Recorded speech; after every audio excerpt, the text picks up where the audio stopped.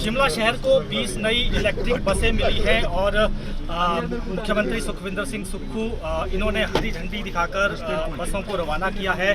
Deputy CM Mukesh Agnihotri भी उनके साथ मौजूद रहे और इस वक्त चौड़ा मैदान से लेकर राज्य सचिवालय तक इलेक्ट्रिक बस में ही सफ़र किया जा रहा है। इस वक्त आप तस्वीरें भी देख सकते हैं, बस में मुख्यमंत्री भी मौजूद हैं, डिप्टी सीएम मुकेश अग्निहोत्री भी मौजूद हैं और मुख्यमंत्री से बात करने की भी कोशिश करेंगे। सर, इलेक्ट्रिक बस एक नया इनिशिएटिव जो हिमाचल ले रहा है, हरित राज्य का भी एक लक्ष्य लेकर आप चले हैं, कितना सफल अब तक इसको मानते हैं और आगे क्या इनिशिएटिव इसमें लिए जाएंगे?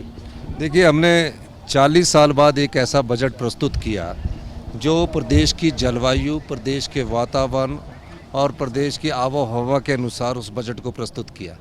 उस बजट में हमने कहा था कि 2026 तक हम प्रदेश को ग्रीन स्टेट के रूप में विकसित करेंगे। इस दृष्टिकोण से हमने जो 2 मुख्य शहर है, जिसमें धर्मशाला एक शहर है और एक शिमला शहर है, यहाँ इलेक्ट्रिकल बसेस चलाने की योजना बनाई थी। और मुझे खुशी है कि पिछले दिनों मैंने धर्मशाला में इलेक्ट्रिकल बस का शुभारंभ किया था और आज शिमला में हम ये इलेक्ट्रिकल बसेस का शुभारंभ कर रहे हैं। मकसद उद्देश्य एक ही है कि हिमाचल प्रदेश का जो वातावरण है उस आधारित इंडस्ट्री लाई जाए, उस आधारित परिवहन सुविधा को बढ़ाया जाए। इस दृष्टिकोण से हमारी सरकार कार्य कर रही है और आने वाले समय में 3 सालों में हमारा प्रयास रहेगा कि 80% तक हम पूरे HRTC के बेड़े को इलेक्ट्रिकल कर दें। सर, आपने बजट में इलेक्ट्रिक जो वाहन है उसमें लिए जो प्राइवेट पार्टनर आना चाहते हैं या कोई युवा भी आना चाहते हैं, उसके लिए भी पॉलिसी का आपने ऐलान किया है। आप उसमें कितना उत्साह युवा दिखा रहे हैं और जो सब्सिडी की बात है उसमें कितना फ़ायदा प्रदेश को मिलेगा? हम तो पूरे प्रदेश को 2 सालों के भीतर करना चाहते थे, लेकिन जो इलेक्ट्रिकल बस बनाने वाले उद्योग हैं वो उनकी इतनी ज़्यादा व्यवस्था नहीं है कि हमें 1 गो में ही वो 1500 बसेस दे दीजिए। उन्होंने टाइम लाइन फिक्स किया है कि हम इस साल इतनी इलेक्ट्रिकल बसेस दे सकते हैं। हिमाचल में अभी इलेक्ट्रिकल बसेस का जो उद्योग है वो ज़्यादा पनपा नहीं है, हर जगह से डिमांड बढ़ रही है। हिमाचल प्रदेश ने इस साल 1500 इलेक्ट्रिकल बसेस करने का लक्ष्य रखा है, बजट का प्रावधान किया गया है। लेकिन हुआ क्या कि जब हमने इसकी बातचीत की तो उस बातचीत पर यह पता चला कि ये तकरीबन हर साल 200 से 300 बसेस ही इलेक्ट्रिकल दे सकते हैं, लेकिन हम इनको एडवांस में ऑर्डर दे रहे हैं ताकि ये हमारी मांग को पूरा कर सके। डिप्टी सीएम साहब भी हमारे साथ हैं। सर, इंफ्रास्ट्रक्चर क्या हमारे पास है इलेक्ट्रिक बसों के लिए, लेकिन कई बार ये भी कहा जाता है कि महंगी हैं ये बसें, तो क्या फिजिबल है हिमाचल के लिए? नहीं, देखिए, ये तो पॉलिसी शिफ्ट है। एक फैसला हुआ है कि स्टेट को ग्रीन स्टेट बनाना है और उसके लिए ई प्रणाली को विकसित करना है।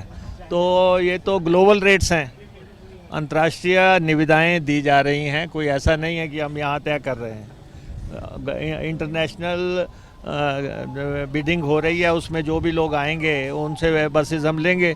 हमारे पास 3200 गाड़ियों का फ्लीट है, जिनमें से 1200 गाड़ियाँ रिप्लेसमेंट मांगती हैं और 202 गाड़ियाँ तो इसलिए अभी रिप्लेस हो गई क्योंकि वो 15 साल पुरानी थी और 15 साल वाले की RC जो है रद्द हो गई है गवर्नमेंट सेक्टर में।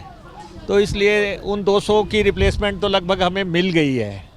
जो 202 हमारी खड़ी हुई हैं उनकी रिप्लेसमेंट में पहले डीजल की 150 बसेस आई, फिर उसके बाद 11 वॉल्वो बसेस आई, फिर उसके बाद हमारी 15 जो है धर्मशाला में बसेस आई इलेक्ट्रिक बसेस, अब 20 आज इलेक्ट्रिक बसेस शिमला में आई और इसके बाद 60 और बसेस हमारी डीजल की आ रही हैं। तो एक रिप्लेसमेंट तो हमें मिली है जिससे थोड़ी राहत मिलेगी और 300 इलेक्ट्रिक बसेस हम और लेने जा रहे हैं जिसकी हमें अप्रूवल गवर्नमेंट से आई हैं।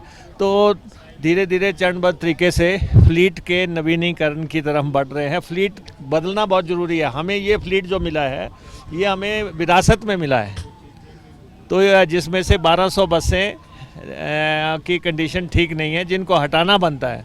तो पहले तो उसको हटाने के लिए हमने सीएम साहब से रिक्वेस्ट की है और हमारी मदद हो रही है। HRTC की बिना सरकार की मदद से HRTC नहीं चल सकती।